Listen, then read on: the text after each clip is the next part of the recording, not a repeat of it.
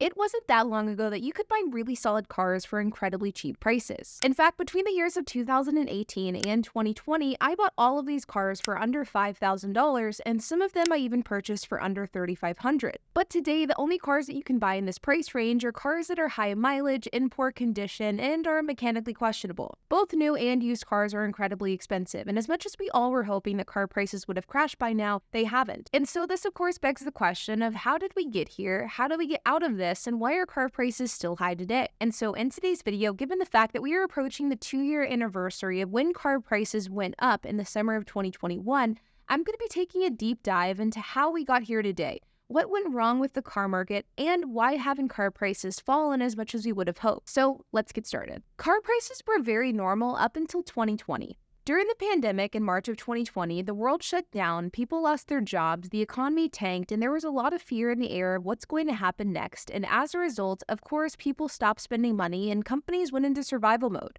Large purchases, including cars, got put on hold as people tried to figure out what the heck was going to happen next. And as a result, car makers began to take steps in order to protect themselves. They began canceling manufacturer orders, they canceled the orders of parts that they needed to manufacture cars, and car production in general came to a halt. Now, in many ways, automakers halted production because they wanted to meet current demand needs. They didn't want to keep producing cars if they didn't have enough buyers to actually buy those cars. So because of that, they either halted or slowed production down. But in other ways, automotive production was halted because automakers didn't really have much of a choice. COVID-19 protocols dictated that many of these automotive plants had to shut down, while others ended up having to pivot their production to COVID-19 related production efforts, for example, ventilators. The point is, during the height of the pandemic, automakers weren't producing cars at the same rate, if at all. So orders for auto manufacturing supplies and parts were being canceled, cars were not being produced, and automakers were in survival mode. How can we preserve cash and stay afloat while people don't want to buy new cars? This is the question that automakers had to answer. But at the same time, dealerships and their financial arms were also in survival mode, and as a result, they started offering really aggressive incentives. Dealerships and their financial arms began offering extremely good incentives on new cars. 0% down with 0% APR, deferred payments, below MSRP pricing. The truth is, if you are somebody who is looking to buy a new car, the first 6 months of the pandemic was probably the best time to buy because the incentives were absolutely insane. And truthfully, within a couple of months of the pandemic starting in March of 2020, things were sort of returning to normal, at least on the surface. And you all probably remember that during this time, the stock market was booming, people were discussing stimulus payments, and a lot of people were also buying cars. And as it turns out, demand for new cars did in fact fall as automakers had predicted. But the amount of time in which it fell was significantly shorter than they anticipated, and in many ways, this was a double-edged sword. Because of course, it is a good thing that demand recovered in the automotive industry relatively quickly. At this point, automakers had already cut production of so many of the components needed in order to produce a car. And by the time demand did in fact recover, the damage had already been done. We just didn't know it yet. Production on cars slowed down during this period of time, and as I mentioned earlier, automakers also cut production on the components used to build cars, things like semiconductor chips. And as a result, once automakers realized that they needed to increase production, it was already too late. Demand in the car market continued to grow throughout 2020 and into 2021. And this was due in large part due to the incentives that I mentioned earlier, but also due to the stimulus checks that came a bit later on. As people got stimulus payments, they used that money to buy things like cars. This kept demand high. Then in 2021, things came to a bit of a head. And keep in mind that throughout 2020 and 2021, demand for new cars was through the roof. People were buying cars left and right. But at the same time, car production had slowed down dramatically, and cars simply were not being produced at the same rate due to these production halts, cancellation, and order delays. As a result, inventory was shrinking, and you may remember that during this period of time, there was a lot of discussions around dealership lots being empty.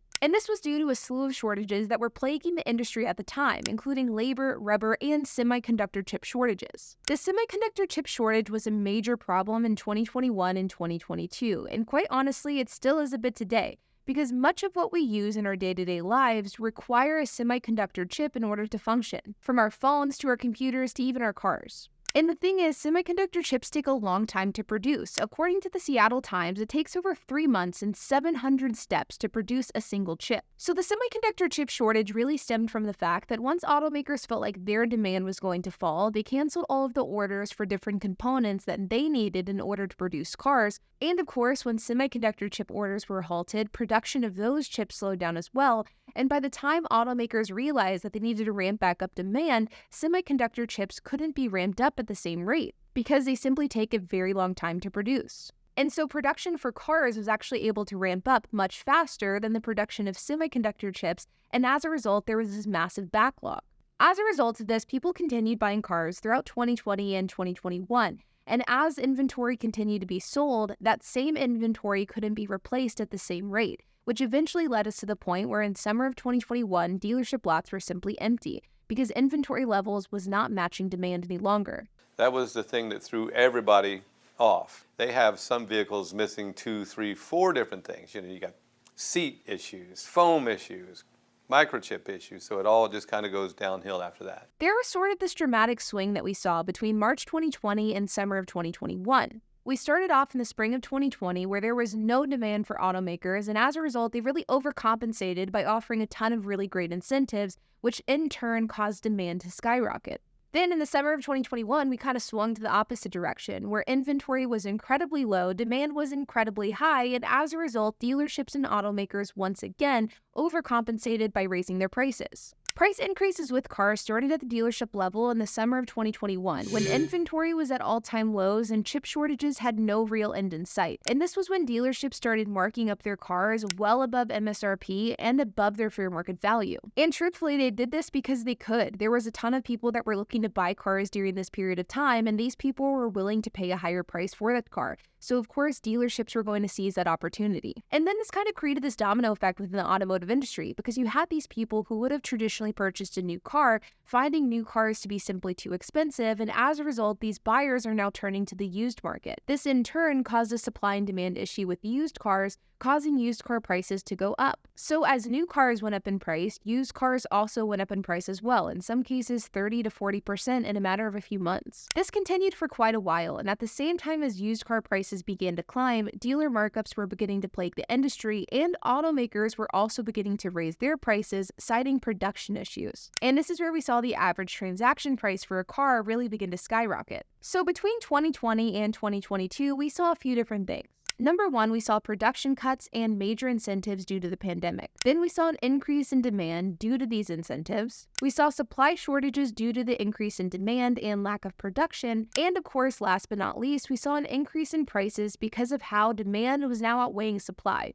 This in turn increased the cost of both new and used cars, and it sent U.S. auto loan debt through the roof. But while all of this was going on, there was one external factor that was also taking place, and this is something that is never really talked about in the context of automotive pricing and how car prices have gone up, though I have talked about it a few times on my channel. And that is that over the course of the last couple of years, automakers have pretty much gotten rid of the affordable car. You can see here that the share of used vehicle sales that are under $20,000 have plummeted in recent years. And previously, there were dozens of different cars that you could choose from if you were somebody who was looking for a budget new car. For example, the Toyota Yaris, Ford Focus, Ford Fiesta, and more. But today, there's really only 3 options that you can choose from that are under $20,000 new: the Mitsubishi Mirage, Kia Rio, and Nissan Versa. And so while new car prices did of course go up in 2020 and 2021 due to supply and demand, dealer markups, and automakers raising prices, it was also due to the fact that we no longer had these sub $20,000 cars bogging down that average transaction price for a new car. Because if we get rid of that sub $20,000 segment altogether, of course it's in turn going to increase the average cost of a new car, because those $20,000 cars brought down that average. And the interesting thing is, this was actually brewing well before the pandemic.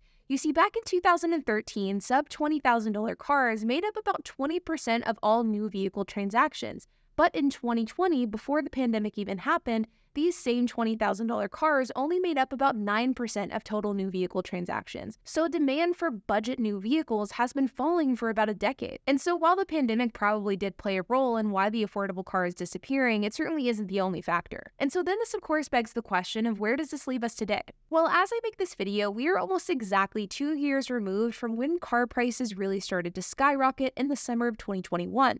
And while wholesale vehicle prices have gone down about 7% year over year and dealership markups are becoming less and less common, though they do still occasionally happen, overall car prices probably haven't fallen as much as many people, including myself, have hoped. And I do have a few theories as to why I believe this is the case. First is Americans love their car, and this is to a fault. I think a major reason why car prices haven't fallen is because, quite honestly, Americans are just plain stupid when it comes to car debt. This is one of the reasons why sub $20,000 cars are disappearing, because Americans want nice cars and they're willing to pay a premium price to get it. This is keeping prices high. Like this, and I'm going to make it easy on you. When you add this whole thing up, taking into account inflation rate, insurance savings, gas savings, ease, and comfort, you're going to come out $10,000 ahead after making this deal. Well, the prestige alone of owning a Buick Centurion convertible can't even measure it in terms of dollars and cents, am I right? The second reason is the lack of sub $20,000 car options. This is a major reason why the new vehicle transaction price isn't coming down as much as we maybe would have hoped. Because as $20,000 cars are disappearing, that average price for a new car is going up. And this means that it's really difficult to compare the average price of a new car today to what the average price of a new car was pre-pandemic, because you're kind of comparing apples to oranges here. And last but not least, dealerships and car sellers are very, very stubborn. Dealerships paid a premium for cars as recently as last year, and they don't want to lose money on these vehicles. I've said it in my videos before, but I think it's very true. Dealerships and car buyers are sort of playing a game of chicken. Who's going to fold on their negotiations first? Is the consumer going to pay a higher price, or is the dealership going to give them a discount? And the results of this game of chicken, as of now, are a bit unclear. But at this point, there are a few silver linings. Demand for cars is falling, and prices are falling as well, though they are falling a bit slower than we would have hoped. The chip shortage is pretty well sorted out, so production is returning to normal. And third, America has a debt problem, and I theorize that at some point this debt is going to come crashing down, which in turn could have a major impact on the automotive market and car prices, which I think for the average consumer could be a pretty good thing. And so as we head into the 2-year anniversary of car prices going through the roof, we can really blame our current scenario on a few different things, including the pandemic, supply and demand, lack of affordable options. But we also have to blame ourselves as well, because despite the fact that car prices have gone up, people continue buying cars, and this is absolutely having an impact as to why car prices haven't fallen more. But like always, you guys, I hope that you enjoyed this video. If you have any questions, comments, if you have anything to add, I would love to hear it, so make sure to leave a comment down below. And while you guys are at it, make sure to hit the like button, hit that subscribe button, and hit the notification bell, and I will see you guys in the next video.